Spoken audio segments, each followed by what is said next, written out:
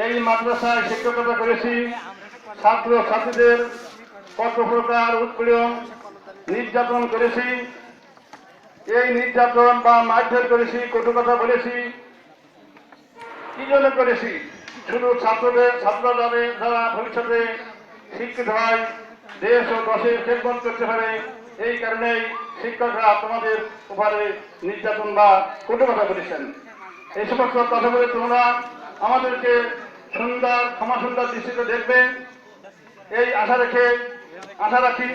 আরো কমিটি সদস্যদের বলি এবং যে সমস্ত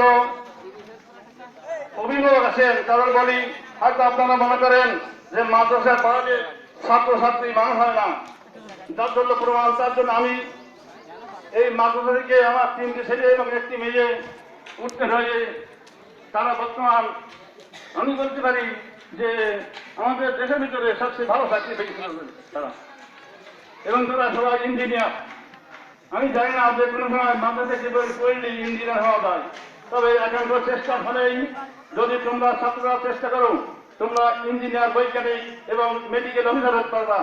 তবে পড়াশোনা করতে হবে।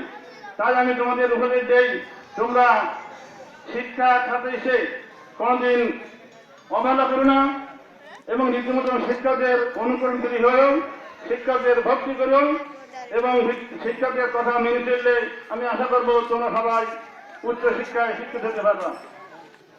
এর মুহূর্তে আমি আর কিছু বলতে চাই না।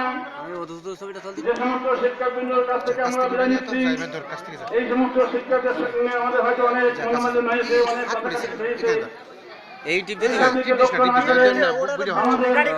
যদি আমরা কোনো অন্যায় করে থাকি, তাহলে আপনারা আপনাদের গুণের যারা আমাদের ক্ষমা করবেন।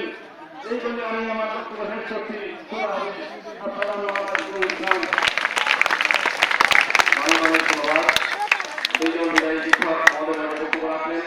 আমরা শিক্ষকের বক্তব্য আমরা হৃদয়ের সঙ্গে গ্রহণ করবো।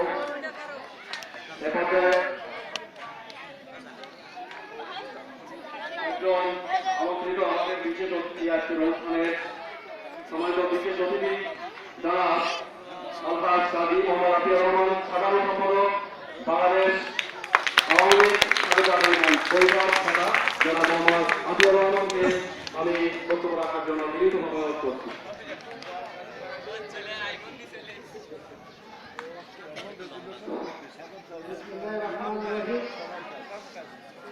শিক্ষক বিদায় অনুষ্ঠান ঐতিহ্যবাহী শিক্ষক বিদায় অনুষ্ঠানের পরিচালনা কমিটির সভাপতি জনাব রফিকুল ইসলাম ও নাগরবাড়ি ইউনিয়নের বারবার নির্বাচিত চেয়ারম্যান জনাব শাহাদাত হোসেন, মাদ্রাসার শিক্ষকবৃন্দ ও পরিচালনা কমিটির সদস্যবৃন্দ ও সামনে অভিষ্ট ছাত্রছাত্রী ও অত্র অঞ্চলের মুরব্বীদের সবাইকে সালাম। আসসালামু আলাইকুম ওয়া রাহমাতুল্লাহি ওয়া বারাকাতুহু। আজকের এখানে বক্তব্য দেওয়ার কিছু নাই। শিক্ষক বিদায় দিচ্ছে আমাদের কাছে বিদায় কথা